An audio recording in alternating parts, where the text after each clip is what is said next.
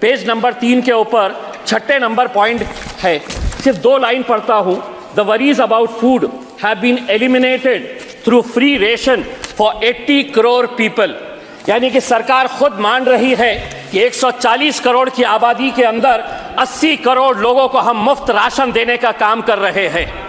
ये आपका विकास है। आपने खुद ने कबूला है 10 साल की आपकी उपलब्धि क्या है, तो आप 80 करोड़ लोगों को मुफ्त राशन देने का काम कर रहे हैं। ये फाइनेंस मिनिस्टर ने खुद अपने बजट स्पीच के अंदर कहा है।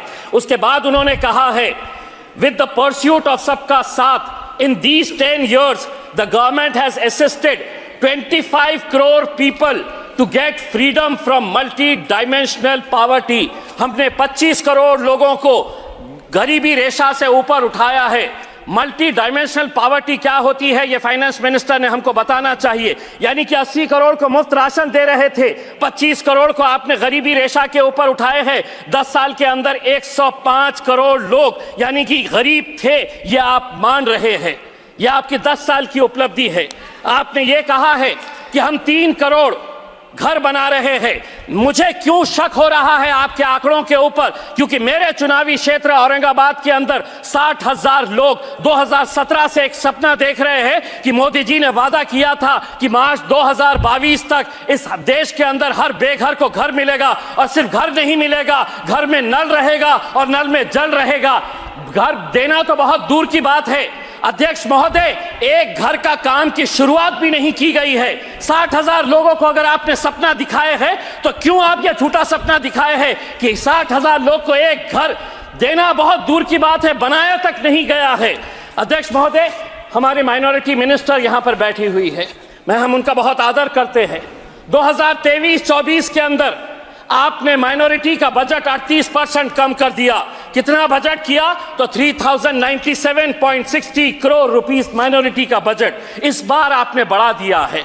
लेकिन हम आपसे पूछना चाहते हैं कि पिछले साल का जो बजट था उसके अंदर खर्च कितना किया गया है, ये आंकड़े भी आप दिखाया करिएगा, क्योंकि बजट अनाउंस तो किया जाता है लेकिन खर्च नहीं किया जाता है। आप मदरसों का बजट घटा दिए हैं और आपने प्री मैट्रिक स्कॉलरशिप, यानी कि आपने मदरसे से आपको परहेज है लेकिन बच्चों को स्कूल के अंदर तो जाने दीजिए, आपने प्री मैट्रिक स्कॉलरशिप का बजट भी 433 करोड़ से घटाकर आपने 326 करोड़ रुपीस लेकर आए। तो क्यों आप ये नारा देते हैं कि हम सबका विकास चाहते हैं? आप चाहते हैं कि माइनॉरिटी के बच्चे और विशेषकर मुसलमानों के बच्चे सिर्फ चाय के ठेले लगाए, पंचर बनाने का काम करे, ऑटो रिक्शा चलाने का काम करे, यही काम करे। वरना जस्टिफाई करिए कि आप इतनी बड़ी जो मेजॉरिटी है माइनॉरिटी के अंदर की, उनका बजट हर 5 साल के बाद कैसे कम कर रहे हैं आप? क्या वजह है, क्यों आप इसका बजट कम कर रहे हैं? EPS 95 क्या था? 78 लाख जो पेंशनर्स है,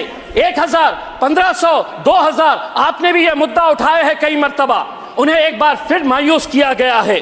दूसरी बात, आशा वर्कर्स, आंगनवाड़ी वर्कर्स, ये हर कुछ महीनों के बाद आंदोलन करते हैं। आप ये छोटी छोटी बच्चियों को, माँ को जो प्रेग्नेंट है, उनका इलाज, उनका देखरेख करने का जो काम करती है, आपने उनको कहा कि हम आपको भी हेल्थ कवर के अंदर लेकर आएंगे लेकिन आपकी पगार नहीं बढ़ने देंगे। 7,000 रुपये मिलते हैं आशा वर्कर्स को, आंगनवाड़ी वर्कर को पूरी मेहनत करने के बाद भी 15,000 रुपये मिलते हैं। आज क्या वजह है कि आज उत्तर प्रदेश का नौजवान जो है वो इजराइल में जाकर मजदूरी का काम करने के लिए तैयार है, क्योंकि वहां पर 1,37,000 रुपये सिर्फ मजदूरी करने के लिए उसे मिल रही है। और यहां पर हम 15,000, 7,000, 2,000 रुपये EPS पेंशन के नाम के ऊपर, आशा वर्कर्स के नाम के ऊपर हम दे रहे हैं। 1 मिनट अध्यक्ष महोदय, 1 मिनट। बहुत चुभने वाली बात है, चुभने वाली इसलिए है कि बैंक और राइट ऑफ जो किया जा रहा है बड़े बड़े उद्योगपतियों का, यह आंकड़ा फाइनेंस मिनिस्टर को यकीनन पसंद नहीं आएगा।